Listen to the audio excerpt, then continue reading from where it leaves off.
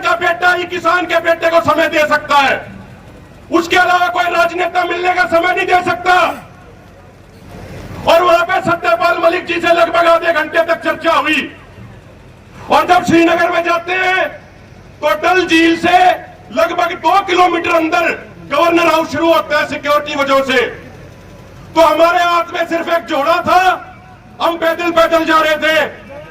वहां तक पहुंचे, जब मैं मलिक साहब से चर्चा हुई, आदरणीय मलिक साहब से मिलकर बाहर निकले, तो जम्मू कश्मीर की राजनीति का एक बहुत बड़ा व्यक्ति बाहर बैठा इंतजार कर रहा था।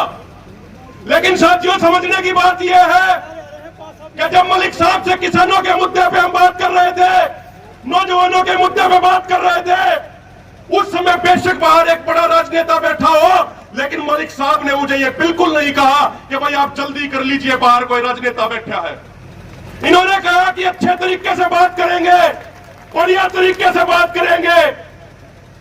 और आपको एक बात बताना चाहता हूं कि मलिक साहब के गवर्नर बनने से पहले कश्मीर के किसान को जब केसीसी का कार्ड बनवाना होता था तो उसकी जमीन के कागज भी लिए जाते थे और 2 सरकारी कर्मचारी गारंटर के तौर पे भी लिए जाते थे।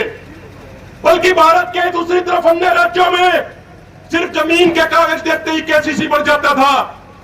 मलिक साहब के गवर्नर होते हुए कश्मीर में वो कानून बदला गया और आज कश्मीर में सिर्फ जमीन के कागज देने पे ही किसान का केसीसी बन जाता है, उसको 2 सरकारी कर्मचारी गारंटर देने की कोई जरूरत नहीं है।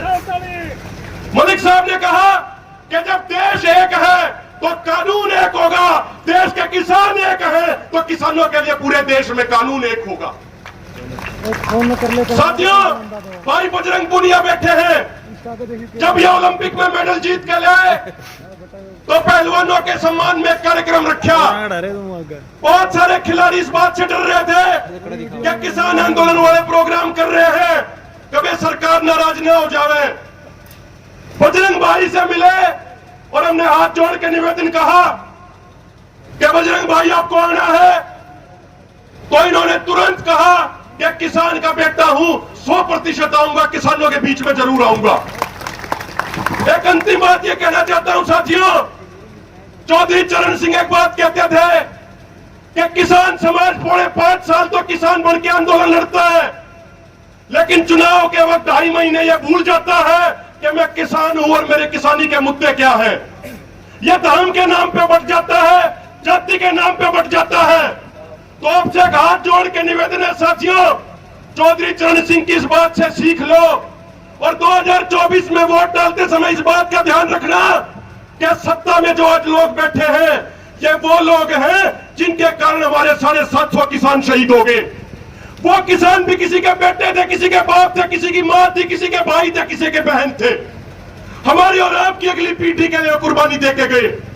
2024 में वोट डालते समय यह याद रखना कि जिन पहलवानों ने देश का मान सम्मान बढ़ाया, उन पहलवानों को सत्ता में बैठे तानाशाहों ने महीनों तक सड़क पे बैठने को मजबूर कर दिया। इस बात को याद रखना कि 2019 में जब हमारे 40 जवान शहीद हो गए तो सत्ता में बैठे हुए लोगों ने शहीद जवानों की नाम पे वोट मांगे और सत्ता में आए। और एक अंतिम बात साथियों, यह याद रखना कि जो बात मलिक साहब ने कही है उसी बात को कई पत्रकारों ने भी कहा है कि अगर सरकार समय रहते कदम उठाती तो पुलवामा आतंकी हमले को रोका जा सकता था। 2 जनवरी से लेके 13 फरवरी तक एक पत्रकार ने लिखा था हिंदू में कि 11 इंटेलिजेंस इनपुट थे कि आतंकवादी आतंकी हमला अंजाम देना चाहते हैं, लेकिन सरकार के कुछ लोगों ने समय पे गौर नहीं किया। तो मेरे भाइयों, अपनी वाणी को यही विराम देते हुए एक आखिरी में यह बात कहना चाहता हूं, भाजपा वालों एक बात सुन लो, हमारा समाज और सब कुछ बर्दाश्त कर लेगा।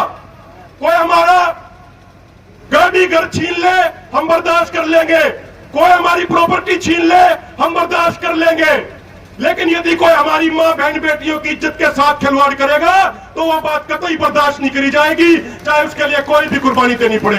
बहुत बहुत धन्यवाद। पूरी खटखटोल कमेटी का बहुत बहुत धन्यवाद जो हमें समय